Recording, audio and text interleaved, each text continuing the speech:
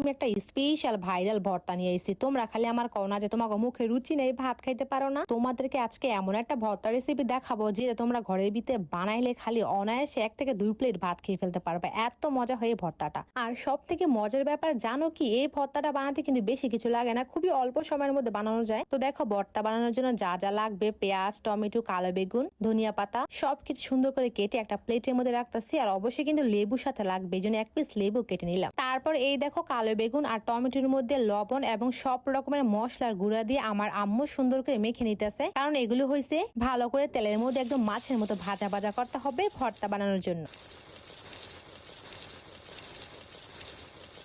এই তো সবকিছু ভাজা শেষ, এখন হয়েছে ভর্তা বানানোর পালা। সবার প্রথমে আমার আম্মু অনেকগুলো শুকনা মরিচ এবং পেঁয়াজ ভালো করে মিশিয়ে এর মধ্যে একদমই খাঁটি ঝাঁঝালো সরিষার তেল দিয়ে দিল। তারপর সবগুলো ধনিয়া পাতা একসাথে মিখে একদম চটকে চটকে সুন্দর একটা ভর্তা বানায় ফেললো, একদম পেঁয়াজ মরিচের ভর্তা। পেঁয়াজ, ধনিয়া পাতা, সরিষার তেল ভালো করে মিশানোর পর এই দেখো এখন ভাজা বেগুন আর টমেটো দিয়ে দিল। আর শেষে কিন্তু অবশ্যই একটু এক টুকরো গন্ধরাস লেবুর রস দিতে হবে। এতে হয় কি, ভর্তাটা খেতে অনেক মজা লাগে আর অনেক সুন্দর গ্যারান আসে। এই তো হয়ে গেল মায়ের হাতের ম্যাজিক্যাল স্পেশাল ইয়াম্মি ভর্তা, যেটা গরম বাদ দিয়ে যে একবার খাইবা হে তো হে পাগলা ফ্যান হয়ে যাবা, মানে এই ভর্তার ফ্যান হয়ে যাবা। খালি এই ভর্তা দিয়ে ভাত খাইতে চাইবা, আর অনেক কিছু লাগবেই না। এই দেখো আমি কি তৃপ্তি করে গরম ভাত দিয়ে মজাদার ভর্তা দিয়ে খাইতেছিলাম। আর অবশ্যই কিন্তু সাথে আমি ঝাল ঝাল একদম বোম্বাই কিং ঝাল কিং মরিচ নিছি, কারণ আবার ঝাল ছাড়া খেতে কিছুই ভালো লাগে না, বিকজ আই এম ঝাল লেবার। আর তোমরা আমার গয়েছেরা, তোমরা যে যাই বলো না কেন, আমার না আবার ভর্তা দিয়ে ঝাল ঝাল বোম্বাই মরিচ ছাড়া কিছুই জমে না। ঝাল ঝাল হলে কি হবে, এটার ফ্লেভার আমার খুবই পছন্দ।